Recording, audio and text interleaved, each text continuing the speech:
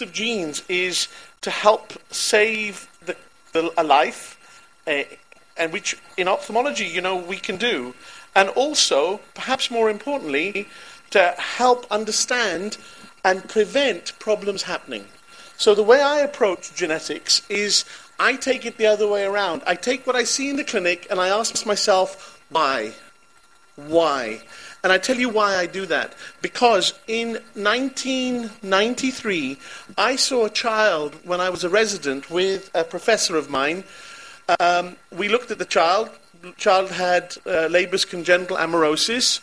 And 6 years later, the child was dead. The child was dead. The child was dead because of renal failure.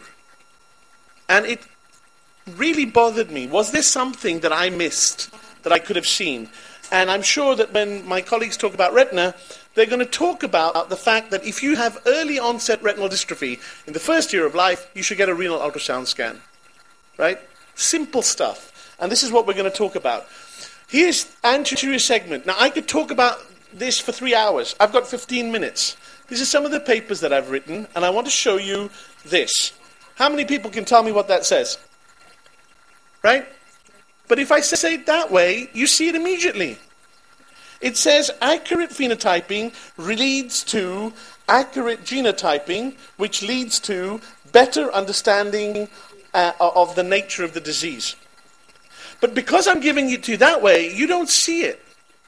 And that's what our problem is that we are so trained to see eyes that we forget sometimes that there are little clues elsewhere that can help us make the diagnosis and then tell us what the gene is. Or tell us, hey, you know what? Maybe there's a gene that we need to find. Okay, look at this.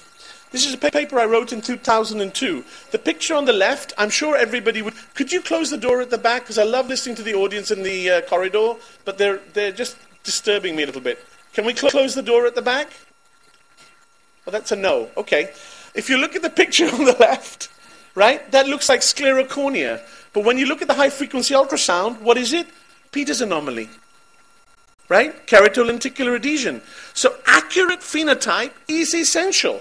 And because of the work that I was able to do in anterior segment, I came up with this classification. All right?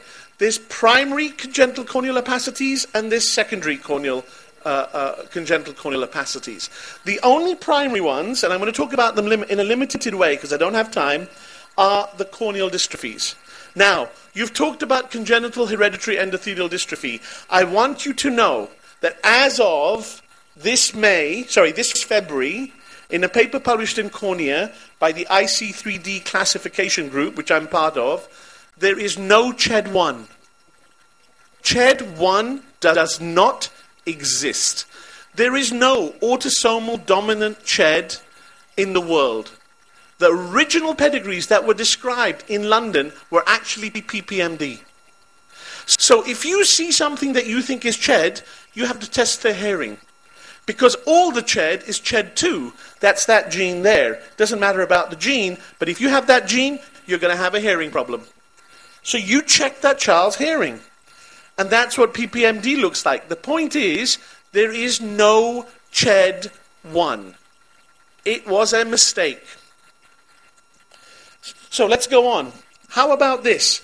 How many people have had a child with corneal haze, had glaucoma, you controlled the glaucoma, they had a corneal transplant because you thought it was CHED, and they come back and the histology says not CHED? How many people has that happened to? Anyone?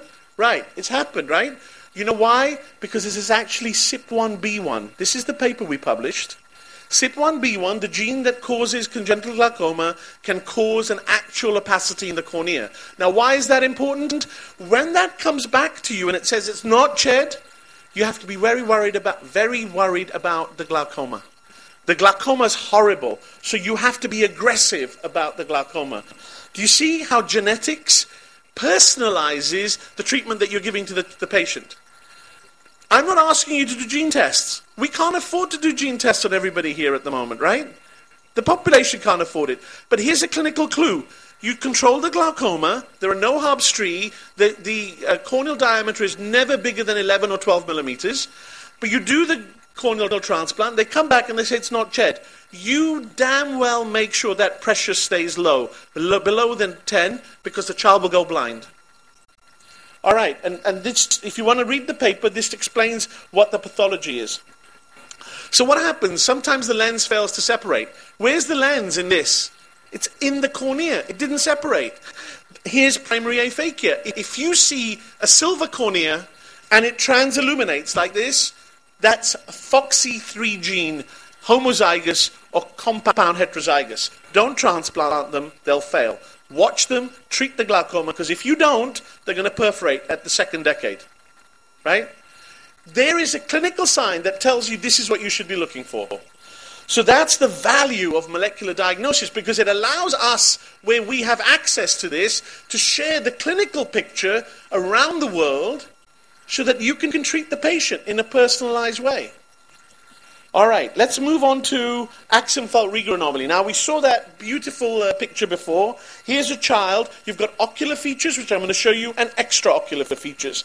The extraocular features in this girl, flat face, malar hypoplasia, hypodontia, and they get an umbilical hernia, right? Now, why is that important to know? I'm going to show you why it's important to know. There are two genes that can cause Axenfeld Rieger, FOXY1 or PITX2. If you have a child that has Axenfeld Rieger anomaly and has these extraocular features and is short, it's PITX2. Because PITX2 affects the pituitary. You better send that child to pediatrician, because that child may have an acute event and die because you missed. It could be a pituitary problem, right? Short with Axenfeld Rieger anomaly, pediatrician straight away. But look at this. That's what the different various phenotypes of Axenfeld Rieger is. Here's a child that was sent to me. If you look at her cornea, right, that doesn't look like Axenfeld Rieger. But look, if you look at the child as a whole, she was short, flat face, umbilical hernia. What's the gene? PITX2. You don't need to do the test. Now, it may not be, but the chances are it's going to be, right? So this helps you focus what you're going to do. This is classic. If you see a child with this reticular flat dermoid, unilateral or bilateral, it is one condition. Anyone know? One condition. It looks like this. Trisomy 8 mosaicism. And if you do the test, you have to count 50 cells and it comes back negative, you tell your lab to count 200 cells. Because mosaicism means that not all the cells are affected. But if the child's got trisomy 8 mosaicism, it could have cardiac problems, it could have developmental delay. It's better you know now than later. Right? And look at that. Don't forget this. That is classical. It can be unilateral or it can be bilateral. And if it looks like that, reticular, fine vessels, flat, you make sure that they do trisomy 8 mosaicism. How about this? How many people have seen iris folliculi like that? How many have seen? Anyone? Yeah? And then how many people have seen this child has no drops? This is congenital MYDRIASIS. If you see a child like that or like that, you ask two things. What's the bladder like? What's the gut like? Why? Because now we know in this condition there can be an ACTA2 mutation. Why is that important? Because these children grow up and die of vascular dissections. Right? If you treat them with beta blockers early, they don't get the vascular dissection. So here we are. Iris folliculi, congenital MYDRIASIS, congenital, no drops in this, and normally you'll see a little, I don't know if you can see it, a little plaque, because there was a persistent pupillary membrane. But you have to have the other signs. But you also ask the family, anybody in the family died unexpectedly. And there'll always be someone, if this condition is there, who died young from a cardiac problem. And they never quite know why, because vascular dissections can be difficult to point out, right? To pick up. So, what's this condition? Come on, guys. Anyone? Aniridia, right? What happens? What's the worst thing about aniridia apart from glaucoma? What happens to the cornea? They get a keratopathy, right? And then with time, the keratopathy makes them blind. I want to show you this because I want to show you that genetics is important. And it's important because of this next 3 slides. Watch this. Remember that in humans, we're worried about a keratopathy, right? That makes them blind. Watch this. We know that aniridia is caused by haploinsufficiency.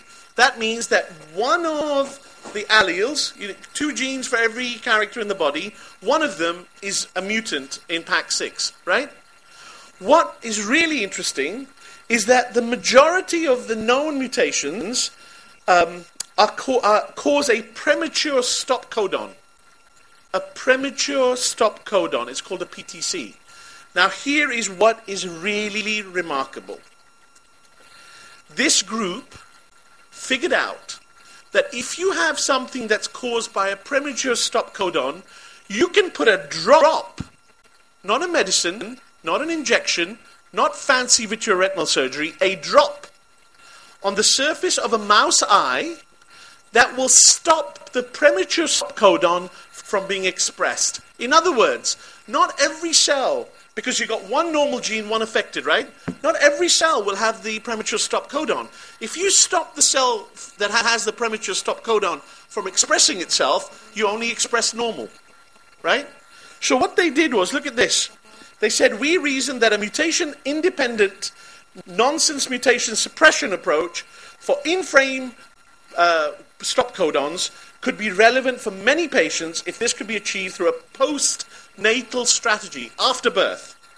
And they found that there was this drop called ataluren.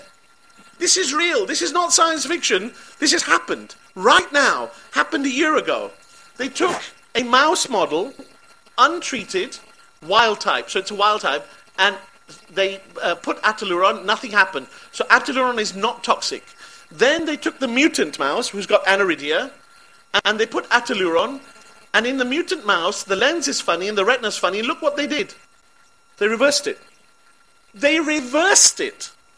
And then at 60 days, look at this.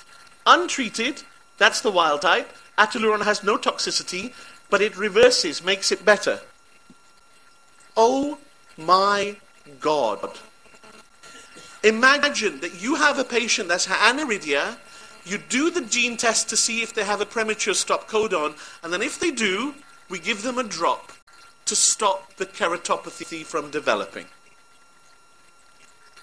That is why it's so important that you know about genetics. Because if you don't, we're going to be left behind. And we have more patient population than anybody else. Now, if you're interested in what we call translational medicine, like this talk, you'll come to Barcelona in September 2015. Because Ramesh Kekanuya is leading a whole session on just this, personalized medicine. Thank you very much. Thank you for a wonderful talk, and we have 1 more minute left, so we can have presents for 1 minute. Any questions?